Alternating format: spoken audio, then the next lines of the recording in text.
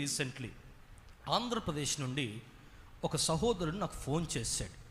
ఆ ఫోన్లో ఇద్దరు భార్యాభర్తలు మాట్లాడుతూ అంటున్నారు. ఆ సహోదరుడు చెప్తున్న మాట, ఏడుస్తూ ఏడుస్తూ ఏడుస్తూ బాధపడుతూ చెప్తున్నాడు, అయ్యా నా జీవితంలో తీరని సమస్య, నా జీవితంలో తీరని బాధలు, ప్రతికూలమైన వాతావరణంలో జీవిస్తున్నాను.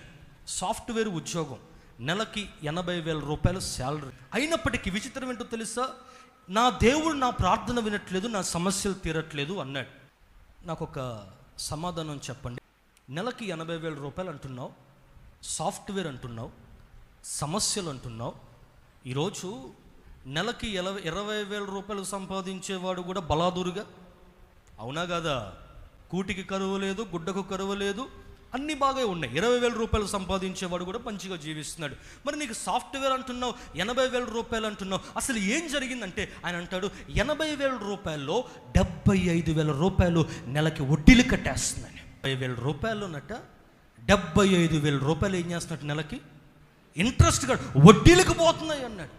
అదేంటయ్యా, 80,000 రూపాయలు సంపాదించి 75,000 వడ్డీలకు గడుతున్నావంటే జరగరాంది ఏదో జరిగింది, నిర్మోహమాటంగా చెప్పన్నాను.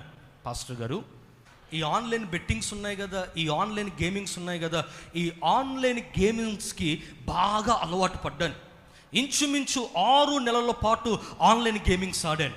ఈ ఆన్లైన్ గేమింగ్స్ ఎలా ఉంటాయంటే, వాడి దగ్గర 1,00,000 రూపాయలు తీసుకున్నాను, వాడి దగ్గర 50,000 తీసుకున్నాను, వీడి దగ్గర 90,000 తీసుకున్నాను, వాడి దగ్గర 10 లక్షలు తీసుకున్నాను. అలా ఇంచుమించు నేను ఓడిపోతున్నప్పుడల్లా గెలవడానికి వారి దగ్గర వీరి దగ్గర అప్పులు తీసుకొని ఎట్టకేలకు 75 లక్షల రూపాయలు అప్పు చేశాను. ఎంత అప్పు చేశాడట? 75 లక్షల రూపాయలు అప్పు చేశాడట.